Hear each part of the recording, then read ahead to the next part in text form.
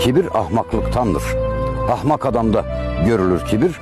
Ahmakta olduğu için çaresi de yoktur. Çünkü İmam Gazali Hazretleri her derdin çaresi var, ahmaklığın yoktur diyor. Merkebin önünde durmayın, katırın arkasında durmayın, ahmakın hiçbir tarafında durmayın. Çünkü ahmak bir kaz kadar iyi niyetlidir ama bir kaz kadar zararlıdır. Kaz meşhur bir hayvandır, kaz kafalı deriz ya. Hayvanlar içinde en ahmak olanlardan biridir. Kendi civcivinin üzerine o perdeli ayağıyla basar. Civciv çırpınır, kendisi de çırpınır. Annelik var ya, ama ayağını kaldırmaya akıl edemez. Birisi gidip onun ayağını kaldıracak. Ve dünyanın en gaddar düşmanı bile ahmak bir yakınınız kadar size zarar veremez. Görünmez ışınlarla adeta sizi felç bırakır.